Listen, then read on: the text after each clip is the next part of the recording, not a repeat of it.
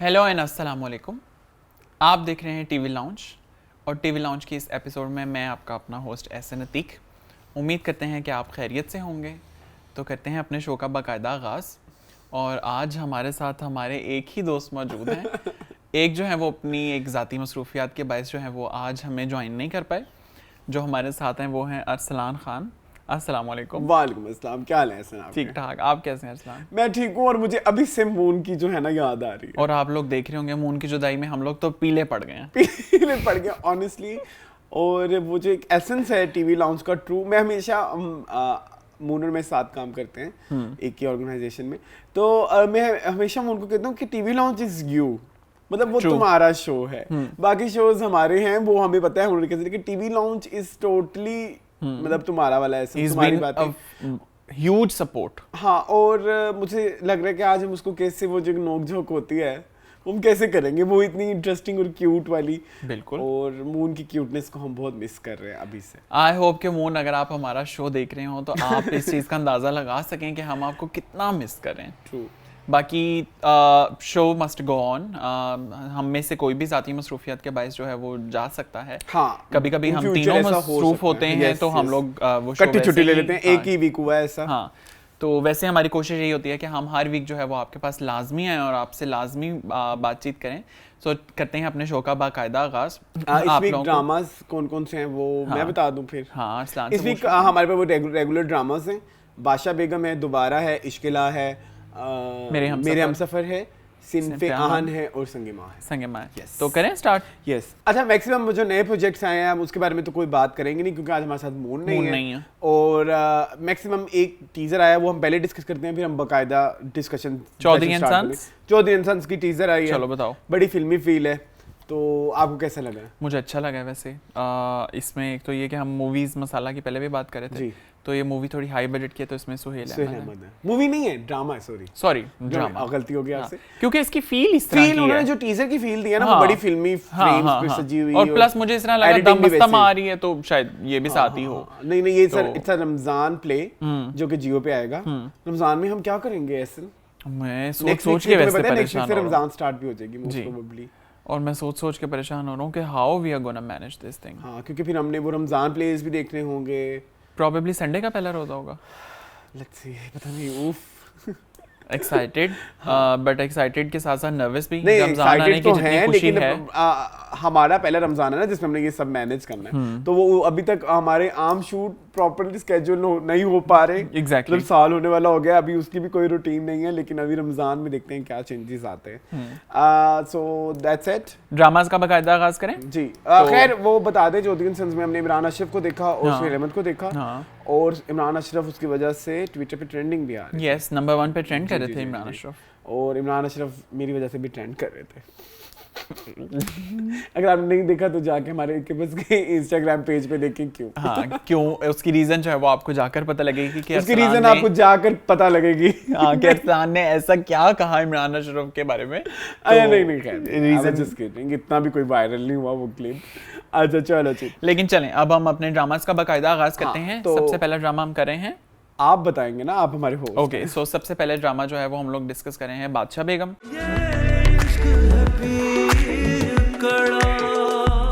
सो इस वीक अरसलान बादशाह बेगम आपको कैसा लगा? यार मुझे बादशाह बेगम पसंद आ रहा है। पता नहीं क्यों मुझे पसंद आ रहा है। उसमें फॉल्ट्स हैं थोड़े थोड़े, कुछ जगह पे एक्टिंग के या कुछ जगह पे प्रोडक्शन की चीजें में आती है फील के, कुछ ग्लिचेस हैं।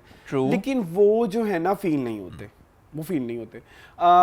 मुझे बड़ा अच्छा लगा वो प्राइवेट जेट पे आया, वो इतना प्यारा उन्होंने शूट किया। मतलब आजकल के कहाँ ड्रामों में इतने पैसे कोई लगाता है, और उन्होंने एक सीन जाके वहाँ पे शूट किया, तुम ये देखो एक बहुत बड़ी बात है। फिर इसके अलावा जैसे मैं स्पेसिफिकली बात करना चाहूँ, जब रोशन आरा और जहान आरा को पाक करने की एक सेरेमनी चल रही होती है जिसमें उन्होंने, चाहे वो दूध नहीं था, हमें तो पता था वो दूध नहीं है, हाँ। लेकिन उन्होंने इतनी एफर्ट की कि उसमें चलो जो भी डाला, हाँ। और उन्होंने उस तरह से दिखाने की कोशिश की। मुझे वो सीन बड़ा पसंद आया, और वो जो ऊपर से शॉट आता है उस सीन का, एरियल शॉट आता है, वो कितना मजे का सीन था, तो वो सीन मुझे बड़ा अच्छा लगा। बाकी इसके अलावा कुछ चीज़ें हैं जो जिसमें मुझे जो अच्छी चीज़ें मैं पहले वो बयान कर देता हूँ, फिर बुरी वाली चीज़ें मैं बाद में कहूँगा। एक मुझे अच्छी लगी है एक्टिंग फरहान सईद की, वो फरहान सईद बिल्कुल नहीं लगता, वो शाहज़ेब ही लगता है। वो लगता है वो बिल्कुल करेक्टर में ढला हुआ है अपने तकरीबन। और इसके अलावा जो मुझे बहुत अच्छा लगा, चाहे वो वहाँ पे रिक्वायर्ड नहीं था, लेकिन जो बादशाह बेगम ने रोशन आरा है हाँ, को थप्पड़ मारा, यस, वो बहुत मजे का था। कुछ कहना चाहेंगे आप उसके बारे में? नहीं, आप अभी अपने पॉइंट अच्छा, वो बहुत अच्छा था और वो बड़ा रिक्वायर्ड टाइप फील हुआ कि इसको तो बड़ी जोर पढ़ना चाहिए था। हाँ। ठीक है, ठीक, जो भी है तुम होगी। वो बड़ी बिगड़ैल बच्ची है, अजीब ही गंदी। अच्छा, दोनों की छोटी छोटी औलादें बिगड़ैल है। इधर जारा की छोटी बहन भी बिगड़ैल है और उनका वो छोटा भाई भी बिगड़ैल है। अब वैसे बाय द वे 6 बहन भाइयों की स्टोरी है ओवरऑल देखा जाए तो। इसके अलावा अच्छी चीज़ में हमने फरहान सईद की एक्टिंग डिस्कस कर ली। फिर मुझे उसी में ही एक मेरा रेलेवेंट पॉइंट है कि जो फरहान सईद और उसके साथ उसका छोटा भाई है, उनकी जो फीलिंग्स हैं अपनी मदर के टुवर्ड्स, कि वो उस घर में भी नहीं रहना चाहता जहाँ उसका बाप आ रहा है। हाँ, exactly. उन्होंने पैकिंग करके वो जा रहा था, वो बड़ी इंटेंस लगती है और बड़ी इमोशनल सी लगती है। आप ग्रैब कर लेते हैं आपके सारे इमोशंस उस सीन में जब वो अपनी माँ के बारे में बात करते हैं। ये मुझे बहुत अच्छा लगा। इसके अलावा आपने देखा होगा जब वो एंट्री देती हैं ज़ारा और वो जो रोशन आ रहा है, पीछे OST चल रहा होता है।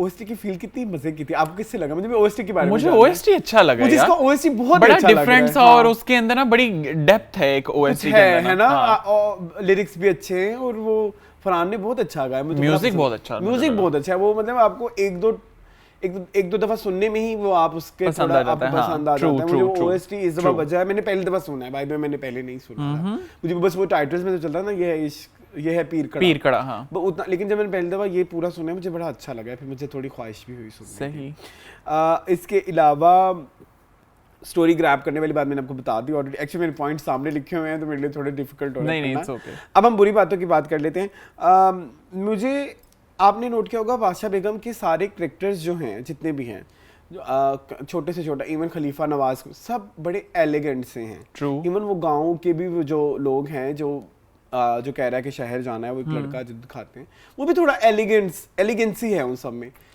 इन सब में हम लास्ट टाइम भी बात कर चुके थे, वो जो अली रहमान का कैरेक्टर है ना, वो बड़ा बोंगा सा, कॉमिक सा। हाँ, मतलब आपकी गाड़ी खराब हो गई, वो आप पैदल चलना शुरू हो गए और फिर देख रहे थे वो कितनी अजीबोगरीब और इलॉजिकल सी हरकतें लग रही थी। उसका कैरेक्टर बहुत, जी मेरी बहुत अच्छी फ्रेंड है, वो पुराना पीर है मेरा और ये है, मुझसे मिलने आए, वो मुझे अच्छा नहीं लग रहा। वो जेल्डिन नहीं लग रहा कैरेक्टर। मुझे ऐसा लग रहा है कि वो शायद जेल्डिन हो ना हो वो कैरेक्टर, तो वो स्टोरी के साथ बिल्कुल हो सकता है उसकी सिग्निफिकेंस हो आगे जाके, लेकिन अभी फ़िलहाल मुझे ऐसा लग रहा है कि अली रहमान उस पूरी स्टोरी में या उस पूरे एक्टिंग का जो एक ऑरा है ना, एक्टिंग नहीं ड्रामे का जो ऑरा है, उसमें जो है वो अभी मर्ज नहीं हो पा रहे। नहीं, अप्रोप्रिएट नहीं लगते। है। उनका प्लॉट ही ऐसा लगता है कि बादशाह बेगम से हट के है। ठीक है। बादशाह बेगम के ओवरऑल प्लॉट से वो उधर आगे जाके पता नहीं उसकी क्या सिग्निफिकेंस होगी।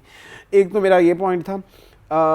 लास्ट जो मेरा बैड पॉइंट है वो ये है कि मैंने इस दफा ना यासिर हुसैन को बहुत मिस किया था। नहीं उनका पार्ट इस पूरे एपिसोड में यासिर हुसैन का कोई पार्ट नहीं था। अच्छा, वैसे मुझे पता नहीं, इस तरह लगा जिस तरह यासिर हुसैन इस पूरे एपिसोड में यासिर हुसैन का कोई पार्ट नहीं। ओके, सो ओवरऑल वैसे ओवरऑल आई लाइक बादशाह बेगम, मुझे अच्छा लग रहा है। मुझे एक डिफरेंट स्टोरी देखने को मिल रही है तो मुझे मजा आ रहा है। ये आप क्या खा रहे हैं? छोटा नींबू, सिट्रस फ्रूट, छोटा नींबू। चले आगे चले, अब आपकी बारी। अच्छा यार, इस एपिसोड में सबसे पहले तो शाहमीर आ गया वापस जी। तो मुझे एक ना सीन बड़ा बोंगा सा लगा जब वो प्लेन से बाहर निकलता है। प्लेन वाला ऑल वेरी वेल ऑर्गेनाइज्ड जी। अच्छा, अब आप जब गाड़ी से निकलते हैं आपकी सबसे पहले नजर पड़ती है सामने जी, ठीक है, और वो जिस एयरपोर्ट पे थे वो कोई बहुत बड़ा एयरपोर्ट नहीं था, प्राइवेट जेट था। हाँ, उसने बाहर निकलते ही सबसे पहले अपनी लेफ्ट साइड पे देखा ऐसे करके ना बालों को। हाँ। फिर उसने देखा सामने अब्बा जी ये खड़े हैं। हाँ। जब तुम बाहर निकलते हो तो तुम यहाँ क्यों देख रहे थे, इधर क्यों नहीं तुमने देखा? और वो बहुत सामने खड़े थे अब्बा जी, ठीक है। तो मुझे नहीं समझ आया, उसने पीर साहब को सामने उसे और नजर नहीं आया कि इतनी सारी गाड़ियां खड़ी हैं सामने और सामने इतने सारे लोग हैं। तो वो बेसिकली उधर क्या देख रहा था, किसको देख रहा था? बाकी ये है कि शामीर का आना एक बड़ी फ्रेश ब्रीज मुझे लगा। हाँ, मुझे बड़ा अच्छा लगा वो, मुझे भी हाँ अच्छा लगा। और दूसरा वो बड़े एलिगेंट से हैं। हाँ, और वो अपनी बहनों के साथ जिस तरह वो है इतना अच्छे से मर्ज्ड है, वो मुझे बहुत अच्छा लगा। और स्पेशली जो ज़ारा की और उसकी बॉन्डिंग है, जब वो आता है और वो ऊपर से फूल गिरते हैं और ज़ारा इतनी खुश होती है, वो मुझे एक चीज़ बहुत अच्छी लगी। फिर इसके अंदर जब वो हवेली के अंदर एंटर होते हैं, वो सीन मुझे बड़ा पसंद आया। अच्छा, मुझे उस सीन में सबसे अच्छी बात ये लगी कि पहले पीर साहब और शामीर आता है, जैसे ही लड़कियां आती हैं सारे अपना मुंह तरफ कर लेते हैं और चादरें वो उधर लगा देते हैं कि नजर भी ना पड़े किसी गैर की। तो दैट वाज ब्यूटीफुल। इवन आपने वो देखा था वो जो ज़ारा का और फरहान की एक्सप्रेशन एक्सचेंज, जी, जब वो ऐनक उतार के नीचे देखती है तो वो एक बड़ी मजे की एक ग्लांस है। हाँ, और उसके बाद जो उन अंदर जाकर वो रोशन आरा गुलाब जामुन उठा लेती हैं जी, वहीं से ही बादशाह बेगम को बुरी लगना शुरू हो जाती है वो जी। हालांकि उनको बड़ा वो वेलकम करती है। और उसके बाद जो उनकी पाक करने की सेरेमनी है, मुझे वो दूध वाला सीन भी बड़ा अच्छा लगा वो। और काफी अरसे बाद हमें इस तरह का कोई सीन देखने को मिला है कि कोई प्रोडक्शन वाइज में कह रहा हूँ ना, बादशाह बेगम मुझे लगता है बड़ा ग्रैंड किस्म का ड्रामा है। अच्छा, यानी यूजुअली बात होती है जैसे आंगन ड्रामा आया था, हाँ, सजल वाला, उसके बारे में कहते थे कि वो इस वक्त इंडस्ट्री का सबसे महंगा ड्रामा था, हाँ, लेकिन वो उससे वाइब नहीं आती थी। मुझे नहीं आती थी। मतलब कपड़े भी बेसिक से थे, लोकेशंस भी बेसिक से थी। इवन उन्होंने यही वजीराबाद की कोई 1-2 हवेलियां थी, वहीं जाके शूट किया था। लेकिन इस वाले ड्रामे से मुझे फील आती है कि प्रोडक्शन बहुत हैवी है एक ड्रामा के हिसाब से, इतना हमने कभी किसी ड्रामा में मेगा प्रोडक्शन है। बाकी मतलब अब वाकई ये जो है ना प्रोडक्शन का भी मुकाबला स्टार्ट हो गया। ट्रू। तो अच्छा लग रहा है मुझे बादशाह बेगम। अभी ये है कि अब यहाँ से मुझे लगता है कि सही स्टोरी जो है ना वो फास्ट ट्रैक पे आएगी। मुझे ऐसा लगा कि ये वाली एपिसोड ने सही स्टोरी ग्रैब किया स्टोरी ने। तो आई एम ग्लैड कि तीसरी चौथी एपिसोड में उन्होंने अब मेन स्ट्रीम को पकड़ लिया है। तो I am very excited for that. I hope कि अब ये ड्रामा भी अच्छा परफॉर्म करे और आप कैरेक्टर से काफी कनेक्ट भी करते हैं। हाँ, कैरेक्टर से काफी कनेक्ट करते हैं। और अभी तक तो मैंने सबसे ज्यादा जिससे कनेक्ट किया वो ज़ारा ही हैं, क्योंकि उनका ना कैरेक्टर बड़ा ग्रैबिंग सा है, कुछ है। हाँ, मतलब एसोसिएशन सी है ना, और ज़ारा की जो एक्टिंग है ना वो होती भी हमेशा ऐसी ही है कि वो एक बड़ी ठहरी सी और मजे की एक्टिंग होती है। मुझे ना ज़ारा की और सायरा शरोज हैं, अब तो खैर वो सायरा यूसुफ हैं, उन दोनों की मुझे एक चीज़ बड़ी अच्छी लगती है कि हम उनकी एक्टिंग, मैंने हमेशा ही बात कहता हूँ कि बहुत ज़्यादा ग्रैंड नहीं होती, लेकिन पता नहीं क्यों आप उनके साथ कनेक्ट कर जाते हो। प्लस आप उन सीन में हो, उनकी प्रेजेंस अच्छी लगती है। बस मुझे लेकिन ज़ारा का ज़िबाइश नहीं पसंद आया था। हाँ, वो मुझे भी नहीं पसंद आया था, लेकिन सबके मेरे ख्याल है पोर्टफोलियो में होते हैं कुछ इस तरह के। वो लास्ट टाइम डिस्कस किया था, मुझे बड़ी प्यारी मुझे लगा जब मैं वो देख रहा था, मैंने कहा ये मैंने कितनी प्यारी बात की है। Nice. So overall, I think we both agree to बादशाह बेगम के अच्छा जा रहा है और अच्छा इससे होप है। हाँ, मतलब इन फ्यूचर अगर हम इनके छोटे-छोटे एरर्स होंगे, जो छोटे-छोटे एरर्स आते हैं ड्रामे में, तो हम वो इग्नोर कर सकते हैं इसकी अच्छाई को देखते हुए। नाइस। सो अभी मुझे मोहन का भी मैसेज आया, वो कह रहे हैं मैं भी एग्री कर रहा हूँ बादशाह बेगम से। अच्छा, कैसे पता लगा? मैसेज करके उन्होंने बताया। क्या बताया उन्होंने? कि मेरे भी पॉइंट्स यही थे। अच्छा, ठीक है। आपने अच्छा, वो हमेशा यही कहते हैं ना। सॉरी, मुझे जोक क्रैक करने में थोड़ा टाइम लगा। सो आई होप कि आपको भी बादशाह बेगम पसंद आ रहा हो। अगर आप हमारी किसी बात से अग्री करते हैं तो काइंडली हमें कमेंट सेक्शन में बताएं, और अगर डिसएग्री करते हैं तो भी comment section is always open. Discussion है ना, डिस्कशन हर एक की डिफरेंट होती है। तो हम ड्रामा डिस्कशंस कर रहे हैं, ड्रामा वो नहीं कर रहे, रिव्यू या क्रिटिक नहीं। एग्जैक्टली।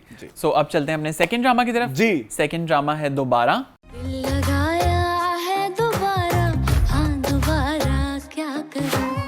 सो अरसलान, दोबारा इस वीक आपको कैसा लगा? दोबारा अच्छा, अभी दोबारा का मुझे ऐसा लग रहा है कि इस दफ़ा जो कुछ एलिमेंट्स ऐड किए गए, मुझे लगता था वो सिर्फ एपिसोड स्पेसिफिक थे कि उन्होंने इस एपिसोड में खुलना था और इस एपिसोड में बंद हो जाना था। अब उनकी सिग्निफिकेंस आगे जाके आएगी, पता नहीं, आई डोंट नो। एक तो वो जो उन्होंने माहिर का बिजनेस को संभालना, वो अब इस एपिसोड में जाके हमें पता लगा कि वो माहिर तो कोई बहुत बड़े जो हैं वो निकले बिजनेस टाइकून। मैं तो वो कहना चाह रहा था, वो कौन है जो माइक्रोसॉफ्ट का ऑनर है? बिल गेट्स निकले ना, उन्होंने तो एक दिन में ही सारा बिजनेस संभाल लिया ना। ओके, ठीक है, 3-4 महीनों में बिजनेस को प्रॉफिट पल भी आने लग गए दरख्तों को। अच्छा, और दूसरा जो था वो शानो एंड शबीर वाला किस्सा, अब देखते हैं उसकी शायद सिग्निफिकेंस आगे जाके हो। लेकिन बिजनेसमैन वो अच्छे हैं, इस बारे में उन्होंने बड़ा उसको एस्टेब्लिश करने की कोशिश की, लेकिन किसी ने कोई बात ना मानी। ठीक है, अच्छा, अब हम आ जाते हैं पॉइंट्स पे। अच्छा, आपको बाबर का कैरेक्टर कैसा लगता है? यार, मुझे इस तरह लगता है बाबर का कैरेक्टर बहुत अच्छा क्वेश्चन है ड्रामे का। सिर्फ वो ब्रिज है। हाँ, ब्रिज है कि वो अक्सर जो लोग नाराज नहीं हो जाते, हाँ, जैसे तुम्हारी मेरी लड़ाई हुई तो हम मून को सेंटर में रखेंगे, मून मेरी बात उसे बता दो और तुम उसे कहोगे तुम। वो बाबर मुझे ना ऐसे लगता है। बाबर उस तरह का वो फोन पे बैठा हुआ है, उसे फोन करना है, फलाना इसके घर का नंबर दो। ट्रू। मुझे वो थोड़ा इस जगह जाके एस्टैब्लिश हुआ कि बाबर जो है वो ब्रिज है बस। हाँ, ठीक है। इसके अलावा जैसे मैंने कहा कि शबीर शानो वाला केस था, उसमें मुझे माहिर का जो है रोल बड़ा पसंद आया। मुझे मतलब मुझे मैं कहीं देख रहा था, कहीं पढ़ रहा था, मुझे कि ना पैसा क्लास जो क्लास होती है ना वो पैसे से नहीं आती। हाँ। मतलब इतना डिस्टर्ब चाइल्डहुड के साथ उस बंदे में इतनी ग्रेस है कि उसने ये अपनी बहन समझ के, ठीक है, हाँ, ये जहाँ से आपने पढ़ा मैंने भी पढ़ा था। आपने भी पढ़ा था ना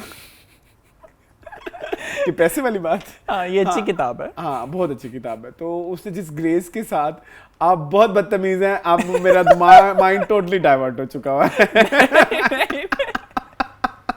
चलो। अच्छा, मतलब इवन मुझे, अच्छा मैं एक और बात कहना चाहूँगा कि कितने माइन्यूट किस्म के, वो माइन्यूट ही बोलेंगे ना कि वो करेक्टर्स थे शानू एंड शबीर, लेकिन आप उनकी एक्टिंग बहुत काफ़ी अच्छी थी कि आप सीन में फ़ौरन आप प्रेजेंस स्ट्रांग थी, प्रेजेंस बहुत स्ट्रांग थी। मतलब आपको लिटरली शबीर की कुछ हरकतों से नफरत होने लग जाती है। कैन यू इमेजिन, मतलब वो जो जब वो सीढ़ी पकड़ता है उसका हाथ पकड़ लेता है, क्रिंज फील आती है आपको शबीर से। इसके अलावा माहिर की मैं मूवी में आज मैंने चलो तारीफ कर दें थोड़ी सी, मैंने तारीफ कर दी है।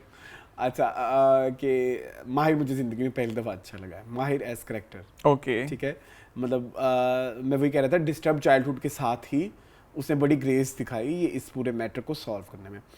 लेकिन वो जो बिज़नेस में इतना अच्छा हो गया वो मुझे समझ नहीं आती।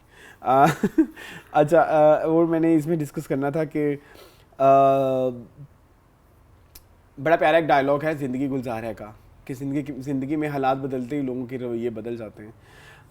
उसको मैंने इस ड्रामे में दोबारा एक्सपीरियंस किया कि जो अदीला है, उनका करेक्टर कैसा, मतलब उसने 180 डिग्री पैसा फेंक तमाशा देख, और वो कैसे जी बहू बहुत अच्छे हैं वो जी। उसके रिप्लाई में मुझे शबीर जान का डायलॉग बड़ा अच्छा लगा कि माहिर को तो बेटा नहीं माना तुमने, लेकिन उसको महरू को बहू मान लिया। है तो इम्पोर्टेंस देख लो किस चीज़ की ज़्यादा है इस ज़िंदगी में।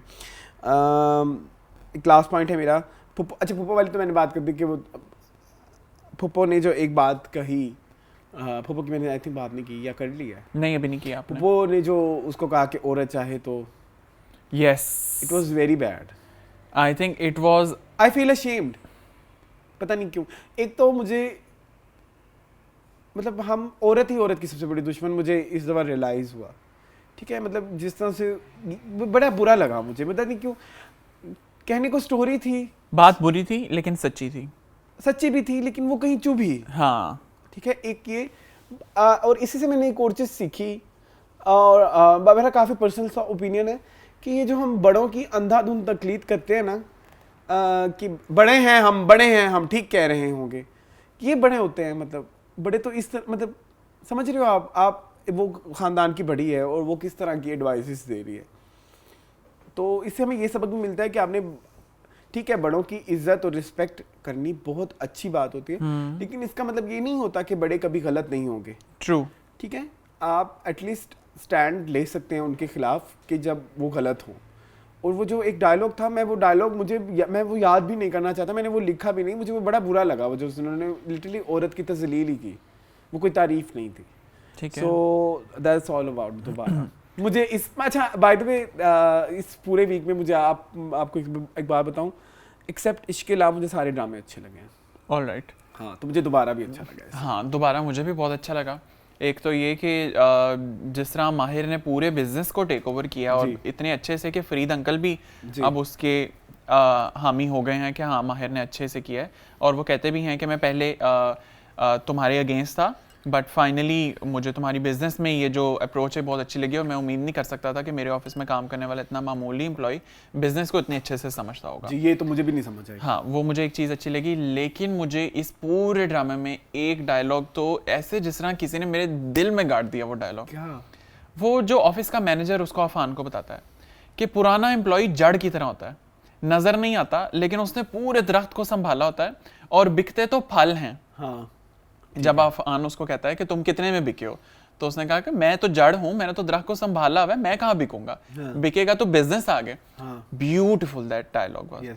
हालांकि आपको पता है कि नॉर्मल सी बात है बिजनेस की कि पुराने एम्प्लॉइज किस तरह के हैं, बट जिस तरह से उसने उसको इंटरप्रेट किया, I think that was beautiful. और मुझे लगता है कि आजकल डायलॉग्स बड़े अच्छे लिखे जा रहे हैं। यार आजकल वाकई डायलॉग्स बहुत अच्छे लग रहे हैं। मैं अभी वन लाइनर्स आपको कितने प्यारे मिल रहे हैं आजकल। हाँ, मैं अभी एक वो ड्रामा आगे डिस्कस होने वाला है, अब मैं उस बताऊंगा डायलॉग्स वाली बात। हाँ, तो मुझे एक ये बहुत अच्छा लगा, और सेकेंडली कि माहिर ने जो घर में शानों के लिए स्टैंड लिया, that was very beautiful stand था। और मुझे लगता है इसको आगे यूटिलाइज करेंगे जब सहर उसके ऊपर इल्जाम लगाएगी तो शानू की गवाही भी शामिल होगी कि मैंने माहिर भाई को तो नहीं पाया इस तरह का, ठीक है, वो मुझे अच्छा लगा। बाकी जो आपने बात की कि पुप्पो वाला जो सीन था, मुझे इस तरह लगा कि उन्होंने वाकई दिखाया कि इस मी टू मूवमेंट को कैसे एक्सप्लॉइट भी किया जा सकता है। हाँ, हुआ भी है बैडली। हाँ, नहीं मुझे मीटू वाले इससे इशू नहीं है, मीटू होता है। मुझे प्रॉब्लम ये था कि बड़े छोटे की जो एक वो दिखाई है ना रिलेशनशिप, कि बड़ा तो एक्सप्लॉइट भी कर सकता है ना। यस। और औरत एक औरत के बारे में क्या सोचती है? मैं वो कह रहा था आपसे कि कहने को ये एक स्टोरी है, लेकिन वो दिल को अच्छी नहीं लगी। हाँ, पुप्पो का कैरेक्टर अच्छा भी नहीं है। हाँ, बिल्कुल। लेकिन वो किसी तरह ना मुझे बड़ा क्रिंज में जब वो सीन देखा ना, मुझे बड़ी कह लो कि उल्टी ही आई कि यार ये एक औरत के बारे में ऐसा क्यों सोच, मतलब बिल्कुल क्या एक, समझ रहे हो? तो मैंने वैसे सकीना समो का एक इंटरव्यू देखा था, उन्होंने कहा था कि मैंने इस ड्रामे में बहुत इम्प्रोवाइज किया, मैंने दानिश से इस चीज़ की लिबर्टी ली थी और मुझे दानिश ने कहा था take your dialogues and improvise as you want. Sakina Samo director भी रह चुकी है ना, और बड़ी अच्छे से उन्होंने इम्प्रोवाइजेशन किया कि वाकई आपको एक उनका कैरेक्टर फनी भी लगता है, लेकिन उससे नफरत भी होती है। तो एक ये चीज़ अच्छी है। और दूसरा अदीला वाला तो हम पार्ट देख ही चुके हैं, और ये मेरा ख्याल है किसी हद तक रियलिटी भी है। मैंने एक्सपीरियंस किया। हाँ, कि जब आपके पास पैसा आ जाए, जब आपके हालात बदल जाएं, तो लोगों के रवैये वाकई ही बदल जाते हैं। मैं तो वो, और कभी कभी आपको वो बदले हुए रवैये आपको बहुत हर्ट करते हैं, पता है आपको? बहुत आप खुश नहीं होते लोगों को आपके साथ अच्छा बर्ताव करते हुए, आप खुश नहीं होते, आपको उनकी रियल इमेजेस याद होती हैं आपके बैकएंड, और कुछ याद रहे ना रहे, उन किसी का बुरा रवैया आपके दिमाग में रह जाता है। और गुर्बत वाकई बहुत सारे रिश्तों के ऊपर से मखौटे उतारती है। ट्रू। तो आई थिंक किसी हद तक ये ड्रामा जो है ना, ये छोटे छोटे इश्यूज पे भी बात कर रहा है, छोटे छोटे इश्यूज को एड्रेस कर रहा है, और बड़े ब्यूटीफुली उनको एड्रेस कर रहा है, और कहीं ना कहीं फिर उनको आगे यूज भी किया जा रहा है रेक्टिफिकेशन के लिए। सो ये चीज़ मुझे एक अच्छी लगती है दोबारा से। सो ओवरऑल हमें दोबारा भी इस वीक का पसंद आया है। और मून से बात हुई आपकी? हाँ, अभी टेक्स्ट आ गया, ही सेइंग कि मेरे दोबारा के भी यही पॉइंट्स हैं। और कह रहा था कि मेरे पास काफी पॉइंट्स मैंने लिखे हुए थे, लेकिन अभी मुझे याद नहीं आ रहा, लेकिन वो जो आपको पता उनके साथ होता है। आगे चलिए, इसके बाद मोना हमें ब्लॉक करता है। ओके, आगे चलते हैं। सो अगर आपको दोबारा पसंद आया है तो काइंडली हमें कमेंट सेक्शन में बताइए, और अगर कोई डिफरेंट ओपिनियन है तो भी कमेंट सेक्शन में लाजमी बताइए। अब चलते हैं हमने नेक्स्ट ड्रामा की तरफ। नेक्स्ट ड्रामा है इश्क-ए-ला। सो अरसलान, इश्क-ए-ला इस वीक का कैसा रहा? अच्छा, मैंने पहले शुरू में ही एस्टैब्लिश कर दी थी ये बात, एक्सेप्ट फॉर इश्क-ए-ला मुझे और ड्रामे अच्छे नहीं लगे। मैंने वही बोला ना कि अब उस दिन मेरी और पता नहीं किसके साथ बहस हो रही थी, मैंने से कहा कि मैं तो स्टोरी प्रेडिक्ट कर लेता हूँ, मैं यूजुअली हम कर लेते हैं हाँ, प्रेडिक्ट। हाँ, लेकिन उसने मुझे कहा तुम्हारा जिंदगी का सबसे बड़ा टास्क ये होगा कि तुम इश्क-ए-ला की स्टोरी कैसे प्रेडिक्ट करोगे। वो तो नहीं हो सकती। मुझे भी यही लग रहा है। मतलब वो क्या किस लेवल पे पहुंच गई है, मतलब अब उसमें क्या रह गया है? मतलब फॉर एग्जांपल अजलान को प्रॉब्लम है अस्का के घर वालों से कि उन्होंने शनाया की गवाही क्यों नहीं, हाँ, मतलब वो उनके मतलब जो रियल शनाया की गवाही नहीं, बेसिकली अपनी गवाही क्यों नहीं दी, ताकि वो केस प्रोसीड। हाँ, लेकिन वो केस सब खत्म हो गया है। ट्रू। आपने वो जो सेठ, क्या नाम था उस बंदे का, अजलान के फादर, अरसलान के जो फादर थे, अरबाब हरून को जेल में भी पहुंचा दिया है उन्होंने, अपने गुनाह कन्फेस कर लिए हैं। अब भी तुम्हारी नाराजगी क्या है? क्या नाराजगी है, उसको कैसे रेक्टिफाई करना है? शनाया तो आ नहीं सकती, ठीक है, लेकिन मुझे वो समझ नहीं आता। Do you think it's logical? यार मेरी बात सुनो, शनाया को जस्टिस तो मिल गया ना, बट वो मरी बेमौत। लेकिन उसको कैसे रेक्टिफाई किया जाएगा? फिर किया नहीं जा सकता, मेरा ख्याल है बस वही उसको पिंच करती है बात। वो फिर उसका रिएक्शन टुवर्ड, अच्छा ठीक है, एक चीज मैं मानता हूँ, अस्का की फैमिली के टुवर्ड्स अजलान का रिएक्शन इज वेरी जस्टिफाइड, क्योंकि उन्होंने उनके साथ लिटरली धोखा किया, ठीक है, लेकिन उसका पूरी दुनिया के साथ जो रिएक्शन बिहेवियर है वो पिंच करता है। वो जो उसने फ्रूट वाले के साथ किया, इट वाज वेरी बैड। मतलब उसकी कोई जस्टिफिकेशन नहीं है, आपको पूरी दुनिया पे जहर लगने लग गई है, ठीक है। और इवन जो उसकी कजन आई थी जैनब, उसने उसको जो आंखों में गोरियां कराई माँ को अपनी, हाँ, तो उसे रियलाइज हो गया, तो उसने जैनब को भी करा दी हैं गोरियां। और इसके अलावा हाँ, मैं यही कह रहा था कि अच्छा, एक तो चलो अस्का की फैमिली के साथ तो वो जस्टिफाइड, दूसरा मुझे अस्का की ईगो से भी प्रॉब्लम है।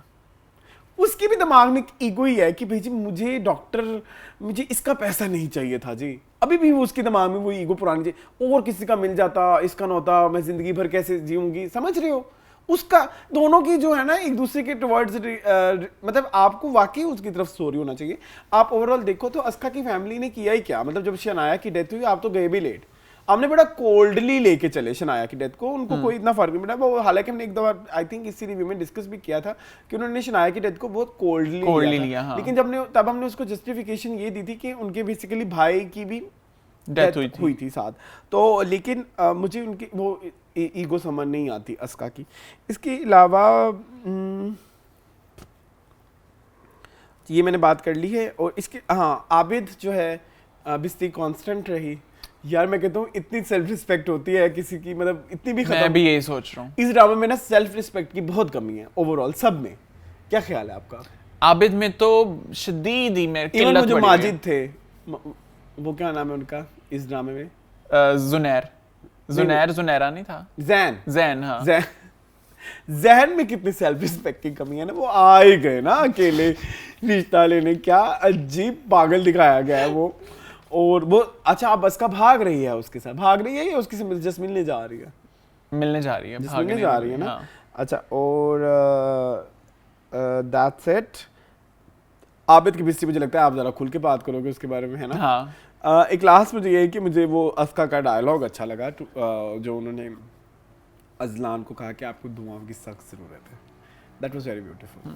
That's it. अच्छा, एक तो ये कि मुझे जब ओपनिंग सीन में अज़का रूम में वॉक कर रही होती है ना, और जब भाभी आती हैं, तो मुझे इस तरह लगता है कि मैंने अज़का के कैरेक्टर के साथ रिलेट किया बहुत स्ट्रांगली, कि वो बिल्कुल आउट ऑफ वर्ड्स है, उसको नहीं समझ में आ रहा कि उसके साथ जो हुआ है वो क्या है। और सेकेंडली मुझे एक चीज़ जो आपके पॉइंट अभी आपने बोला कि अज़का में एक ईगो है, मुझे लगता है ईगो से ज़्यादा उसमें एक सेंस ऑफ वो है, एम्बैरसमेंट है, और बड़ी स्ट्रॉन्ग है कि मेरे साथ जो हुआ है वो होना नहीं चाहिए था मेरे साथ, कि मैं कम से कम इनके पैसों से ना डॉक्टर बनी होती।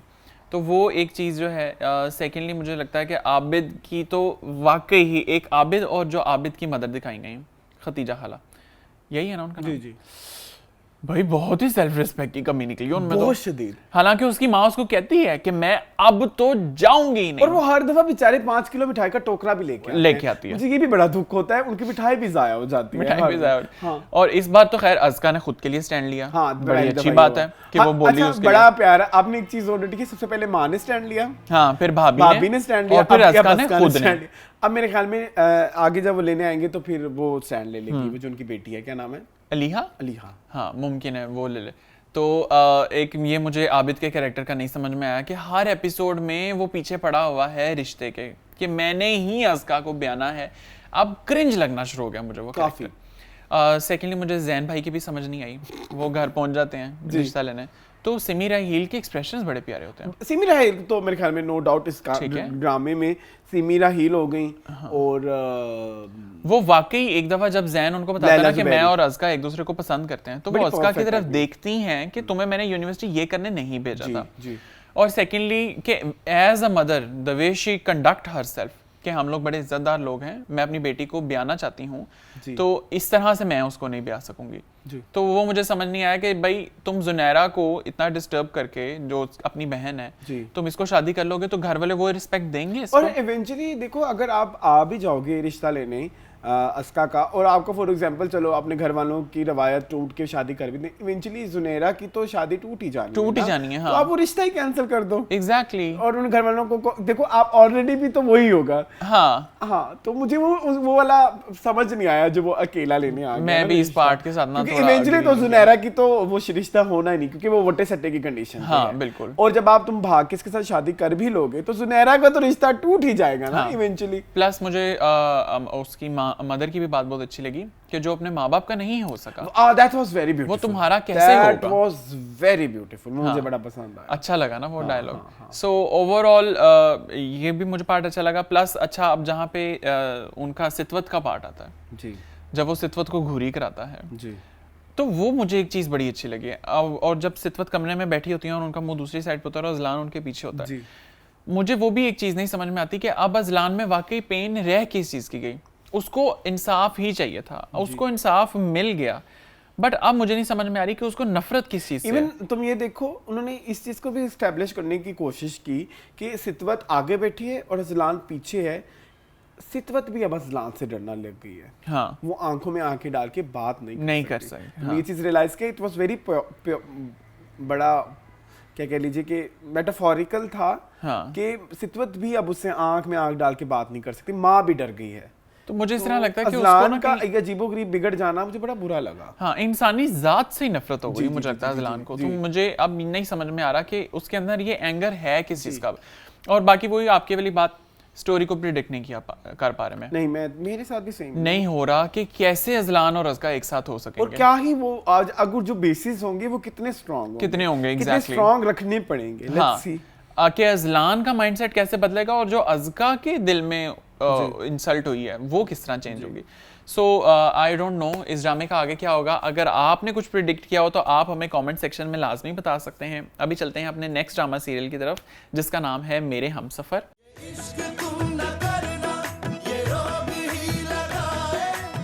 जी मेरे हमसफर बताओ। आज तो हम सिर्फ अकेले हैं।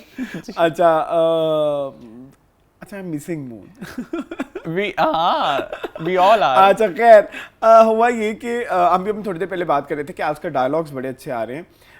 I specifically want to mention मेरे हमसफर, क्योंकि हमसफर मैंने लास्ट टाइम भी बोला कि बड़ा बोगस किस्म का ड्रामा है, उसमें कुछ नहीं है, लेकिन डायलॉग्स हमेशा अच्छे होते हैं। इस दफा भी एक दो अच्छे थे। ठीक है। एक तो मुझे अच्छा लगा, वो मेरा रह गया है, वो अभी मैं मेंशन कर देता हूँ। वो एक ही है कि जब वो कहती है कि तुम्हारा रिश्ता हाला से नहीं होगा, वो बड़ी मतलब तुम बहुत आगे हो, कहते मेरे पीछे चलते चलते आ ही जाएगी। हाँ, ना साथ तो आ ही जाएगी, साथ तो आ ही जाएगी। मेरे मतलब मेरे काबिल नहीं तो मेरे साथ चलते चलते आगे तो आ जाएगी। मुझे वो डायलॉग बड़ा प्यारा लगा। ट्रू।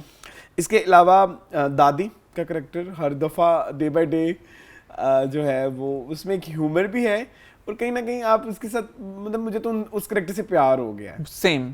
ठीक है। अच्छा, तो हम इस जो हम मेरे हम सबको डिस्कस कर रहे हैं, मैं again I want to mention, हम वो बड़ा क्लीशेड सा है, वो कोई इतना अच्छा इतनी स्टोरी यूनिक नहीं है। बस हम क्योंकि वो उसमें बड़ी स्टार है, हम इसे डिस्कस कर रहे हैं तो हम अपनी तरफ से उसमें कुछ अच्छी अच्छी चीज़ें डिस्कस कर लेते हैं। ठीक है। बेवकूफ़ सॉरी क्या बोलती है, मैंने बेवकूफ़ एम बोल दिया, लिख के मेरा पॉइंट को बोला था।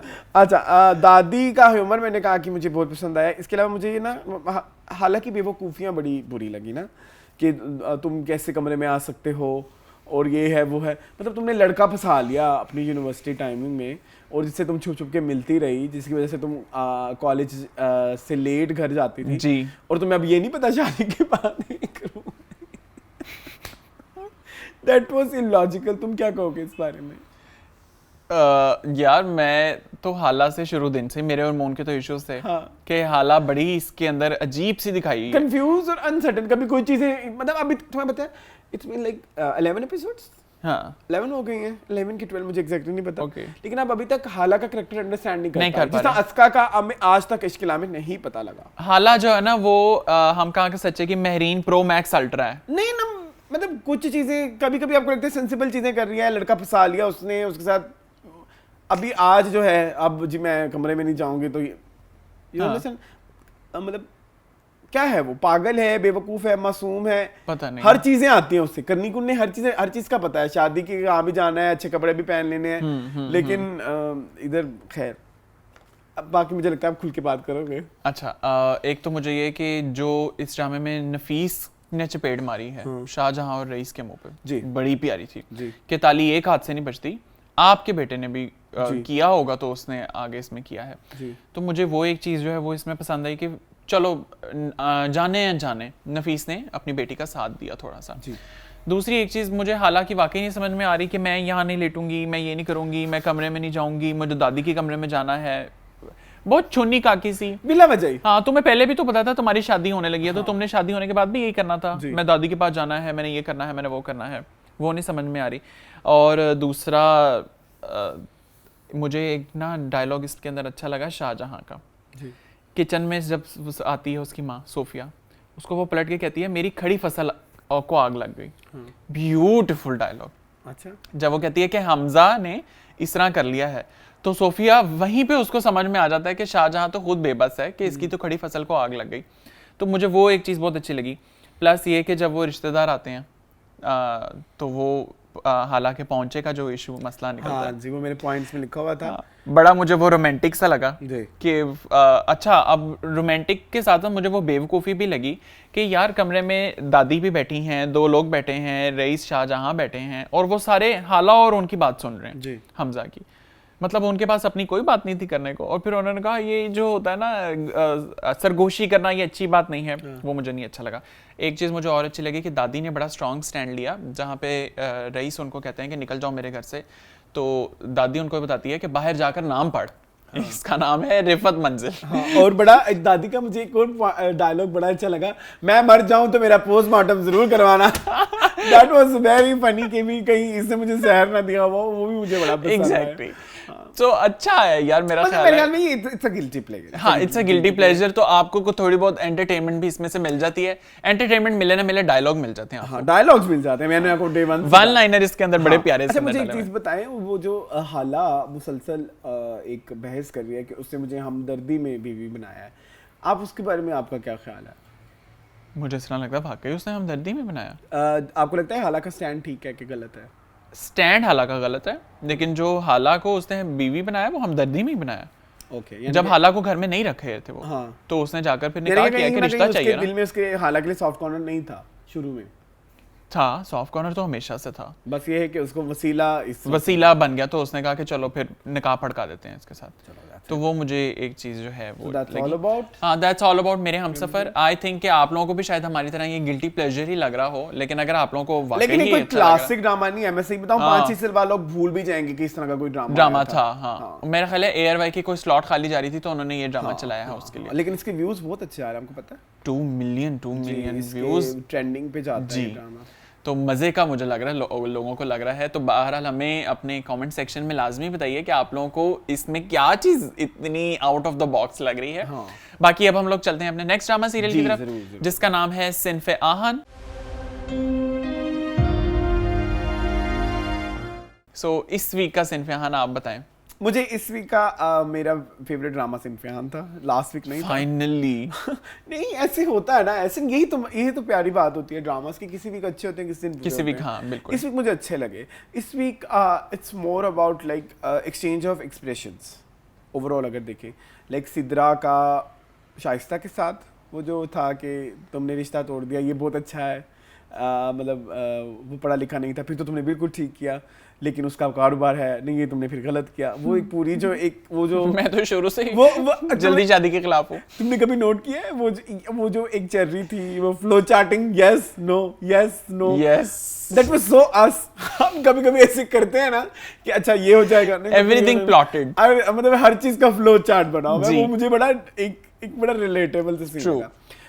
जैसे मैंने बोला है कि it's all about like exchange of expression in this episode.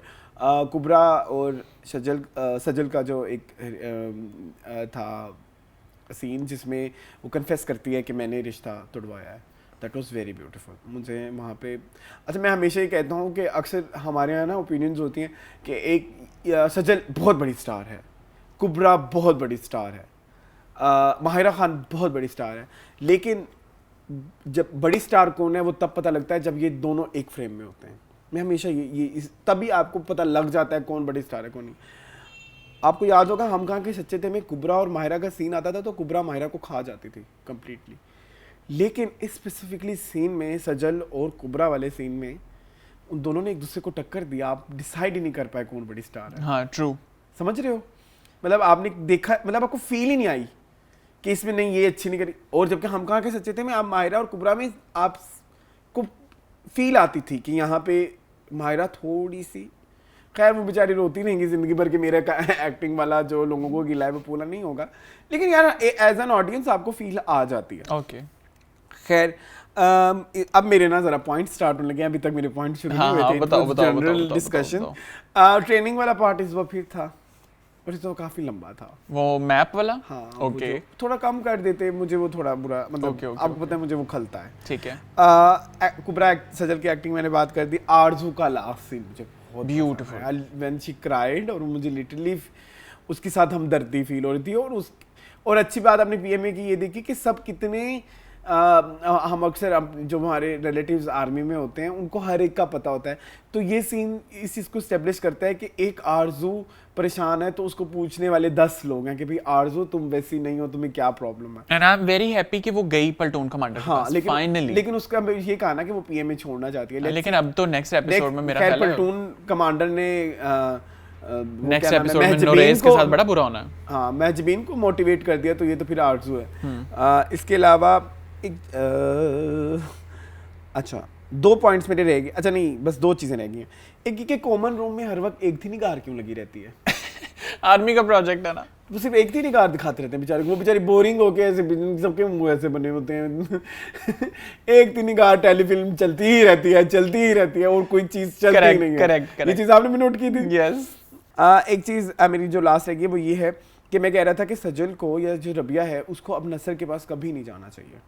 Agree, कभी भी नहीं जाना चाहिए सब कुछ, जबकि जब सब कुछ रेक्टिफाई भी हो गया अब भी नहीं जाना कानों का कच्चा नहीं चाहिए। That's what I want to say कि उस बंदे ने तो एफर्ट ही नहीं पुट की कि वो वाकई ही है कि नहीं है। उसने एक किसी की भी बात पे बिलीव करके उसको छोड़ दिया, तो इन फ्यूचर वो तो कभी भी किसी भी वक्त रबिया को छोड़ सकता। कानों के कच्चे लोग तो चाहिए ही तो नहीं। रबिया का जो स्टैंड है टुवर्ड्स नसर, मैं 100% एग्री करता हूँ, उसको बिल्कुल भी नहीं जाना चाहिए। So that's all about सिन्फे Ahaan from my side.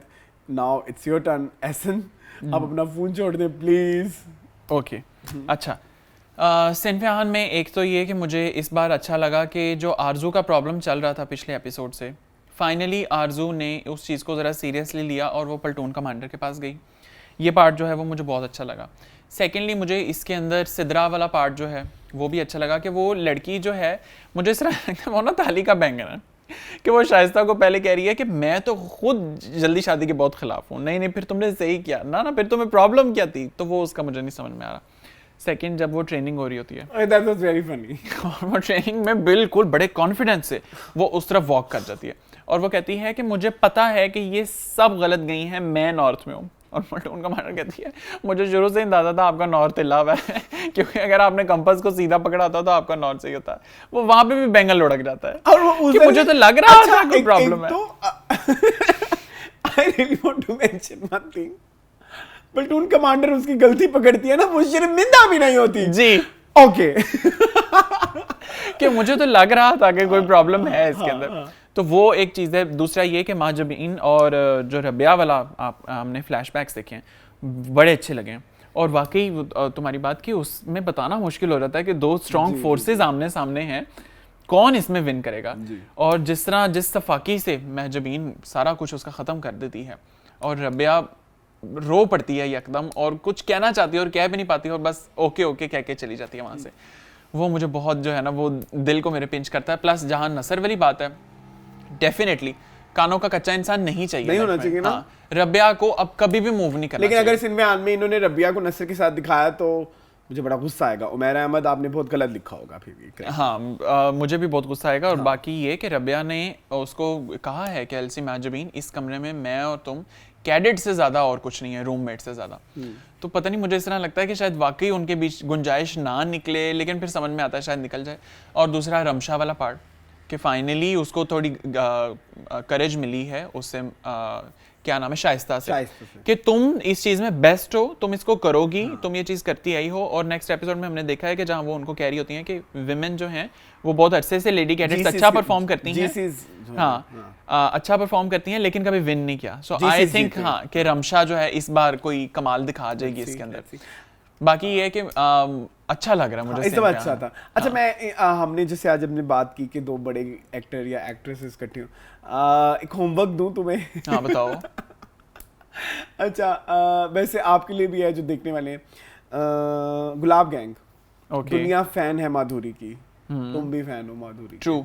Juhi and माधुरी का आमने सामने का जो है तो उसमें आपको पता है जूही विन कर जाती है। बिल्कुल, मतलब वो माधुरी को खा जाती है। Beautiful, that was beautiful. आपने देखी हुई है? Yes I saw. आप लोगों ने नहीं देखी तो जरूर जाके देखें। एक और बहुत बड़ा मुकाबला होता है लता वर्सेस आशा भोसले। यस। एक गाना है मन क्यों महका रे महका आधी रात को, हाँ तो उधर जाके देखें कि सो आई थिंक ये स्ट्रॉन्ग फोर्सेस ये बड़ा मजेदार मजे का आपको एक वो लगता है। सबसे बड़ा मैं कहता हूँ सबसे बड़ा एक यार्ड स्टिक बोलते हैं इसे, हाँ यही होगी कि आप कैसे जज करें कि कौन ज्यादा बड़ा है जब वो दोनों आमने सामने आए। इवन समीना अहमद और सबा, हाँ वो, लेकिन वो दोनों वो कंसिस्टेंट हैं। हाँ मैं कहता हूँ वो एक दूसरे को खाती हैं हाँ। सो इस वीक का सिनफियान हमें तो बहुत पसंद आया। आपको कैसा लगा आप लोग प्लीज़ हमें कमेंट सेक्शन में लाजमी बताइए। आई होप कि आप लोगों को भी सिनफियान अच्छा लग रहा हो, लेकिन हमें कमेंट सेक्शन में आप बता सकते हैं हमेशा। ओके, तो ये था इस वीक का सिनफियान। यस, अभी नेक्स्ट अभी नेक्स्ट ड्रामा सीरियल जो है वो है संगे माँ।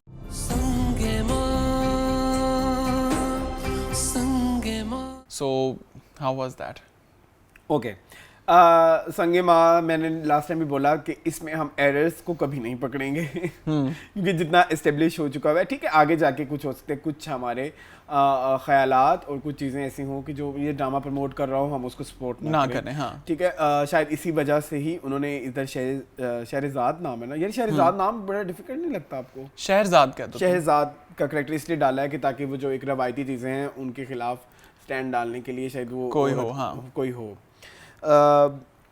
तो इसलिए हम एडर्स कम से कम निकालते हैं, मुझे नज़र भी नहीं आते वैसे यूजुअली। मतलब संगे माँ का एपिसोड शुरू होता है और एकदम पता लगता है एपिसोड ख़त्म हो गई, में इतना अब एंगेजिंग होता है। लेकिन आप मुझे कुछ चीज़ें जो इधर मेंशन करनी है यार, बहुत कम होता है कि आपके जो छोटे छोटे कैरेक्टर्स होते हैं ना उनसे अच्छी एक्टिंग करवाना। यूजुअली इस चीज़ की कमी आपको महसूस होती है इश्क नाम है कि वहाँ पे जो छोटे कैरेक्टर्स हैं वो बड़ी गंदी एक्टिंग करते हैं, मतलब आपको मज़ा नहीं आता। लेकिन इस तरह अगर आप देखें, जैसे बादाम गुल है, आपके पास सब्ज़ अली है, सब्ज़ अली की मदर है, फिर इसके अलावा आपके पास हर्षाली है। हर्षाली के छोटे छोटे कैरेक्टर, मतलब छोटे छोटे सीन्स हैं, लेकिन वो कितना ब्यूटीफुली कर जाते हैं और आप कहीं ना कहीं उनके कैरेक्टर्स पे आप से कनेक्ट कर जाते हो और उनके कैरेक्टराइजेशन पे कितना अच्छा काम स्ट्रॉन्ग, हाँ स्ट्रॉन्ग है। मतलब उनकी बॉडी लैंग्वेज कंसिस्टेंट है। यस, मतलब वो अपनी उस रिक्वायर्ड बॉडी लैंग्वेज से बाहर नहीं जाते, आपको वो करेक्ट वो वही लगते हैं, वही लोग हैं, ये कोई एक्टर नहीं। बिल्कुल तो इस चीज़ के बारे में संगे माँ की बहुत ज़्यादा तारीफ होती है। सेकेंड जो चीज़ थी वो जरगोना और जो जरसंगा है उनका जो फ्लैशबैक था, that was very like powerful. मुझे पहली दफ़ा जरगोना से बहुत हमदर्दी हुई। लाइक एक तो उसकी बहन की जो है बहन की हस्बैंड की वफ़ात पे के अभी कुछ ही दिन गुजरे हैं और वो आपकी बहन शादी पे चली गई और वापस आके उसके जो अब्यूजिव हस्बैंड है उसके साथ दोबारा शादी करने को उसको तरकीब दे रही है। तो कहीं ना कहीं आपको थोड़ा सा बुरा लगता है, आपको बुरी लगती हैं जो हैं जरसंगा, और जरगोना से आपको रहमदिली होती है। ये एक खूबसूरती है आई थिंक संगे माँ की, कि आप करेक्टर्स कभी किसी दिन आपको बुरे लगते हैं, किसी दिन अच्छे लगते हैं। जो हम हमेशा बात करते हैं कि सही ग्रे करेक्टर्स जो हैं इस ड्रामे में इंक्लूड किए गए हैं। इसके अलावा मुझे जो एक और पॉइंट, 3 पॉइंट्स मेरे डिस्कस हो गए, नहीं 2 हुए हैं, अभी एक रहता है।